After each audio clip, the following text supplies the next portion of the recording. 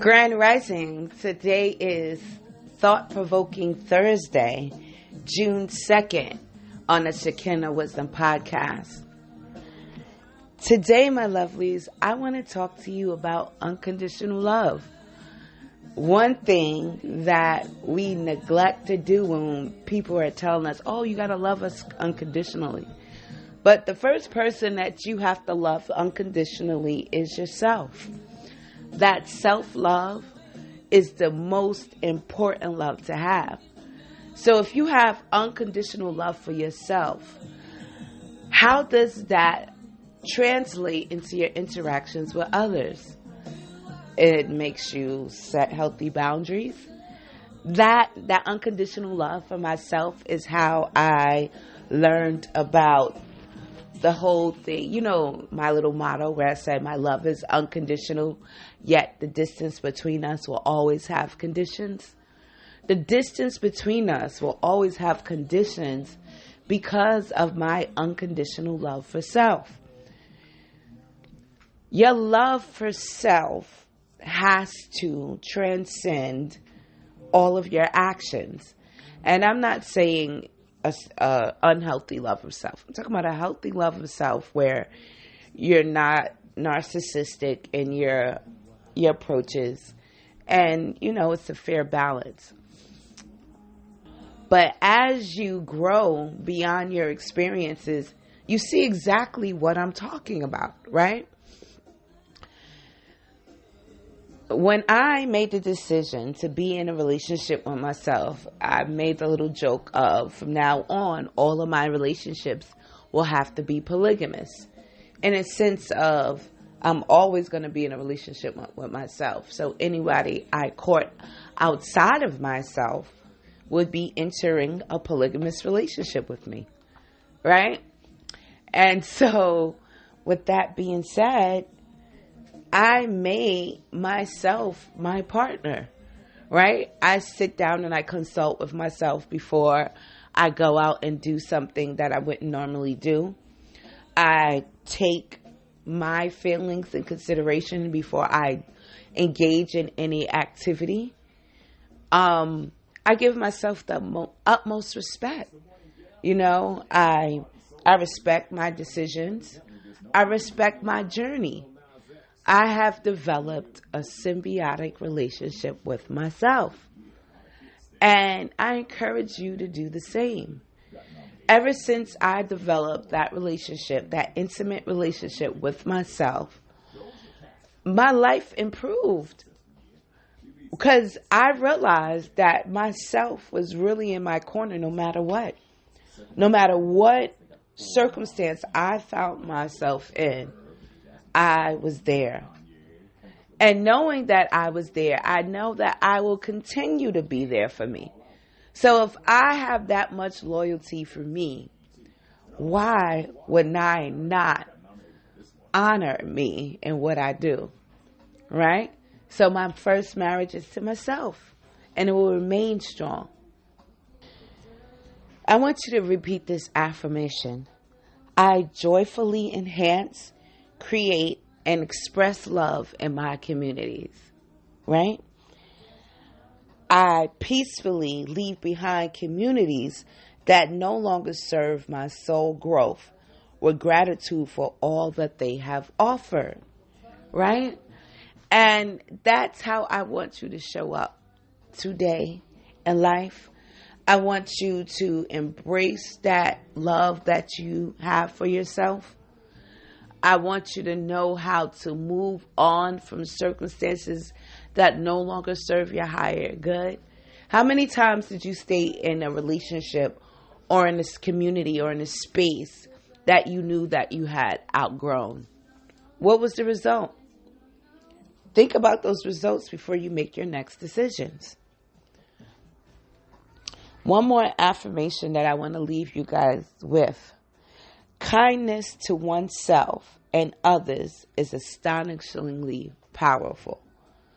So today, I want you to start doing that. Balance that energy out, right? Honor yourself and honor those around you. And share your results with me. Tell me, what was your experience like? Because in life, we sometimes forget how to keep things balanced, right? We have our business life, we have we have our family, and then we have our intimate relationships in some cases, right?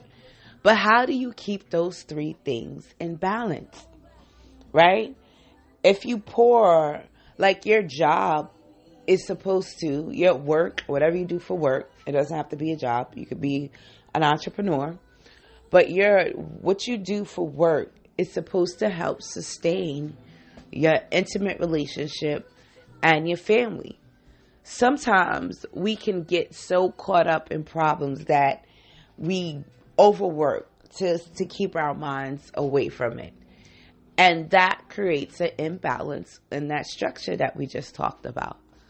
So if you find yourself working so you don't have to deal with your everyday life, then that means there's some changes that are needed in your everyday life. You're supposed to wake up and be joyful about where you are right now. Even if it's not where you want to be, you should be joyful right now. That energy of joy is contagious. And then you could start attracting in exactly what it is that you truly desire. But you can't get there if you're sitting in complacency, if you're allowing yourself to be mistreated, and because you are having unconditional love for a scenario that is not reciprocating that love back to you. So do you truly love yourself when you pour your all into something that doesn't love you? Whether it's a job, whether it's a relationship, whether it's spending time with family members that you do not have to spend time with and they're toxic and it creates turmoil within your life, let it go. Only save room for what you truly want to multiply in your life. Don't get so caught up in that struggle love mentality that you are not loving you in a proper light. There is no struggle when it comes to the love that you have for you, right? You do it effortlessly. In most cases we do. And if you're not loving yourself the way you need to be loved, then I need you to change up your routine. Because you are the best you. You got the job of you for a reason. So why aren't you taking care of you? Why aren't you nurturing you? Why aren't you loving you with your whole heart? Your earthly concerns are moving into alignment with the higher will of spirit. And through the process, a difficult situation will be positively transformed. And when that situation is transformed, you know what that situation that is being transformed is? Your love for self. You've been having that rough relationship with self. And that shows up in your external relationships. When you don't truly love you, people around you won't love you because you set the example. You set that tone. You show them what loving you looks like. So if loving you is coming outside with no care, if loving you is not washing up, if loving you is walking over your boundaries, then you got to go back to the drawing board and make some adjustments. What does loving you look like? That's what I want you to ask yourself today. What does it look like to love you? How do you want someone to love you? Do you even know that? What does that look like to you? If you can't envision it, don't expect the world to show it to you. Everything starts within. Your journey starts within. And then it filters out. So how you're feeling on the inside is going to manifest externally. So do a better job of getting to know you. Loving you to the point where you are like me and you marry yourself.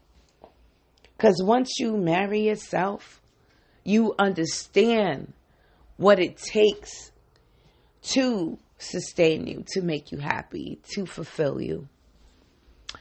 If you need further support on your healing journey, head over to ShekinahWisdom.com where you can book an appointment. If you want art therapy, you can head over to IAMTheletterUcollection.com. And if you simply want to support the work we do here, you can cash out Unearthing Truth.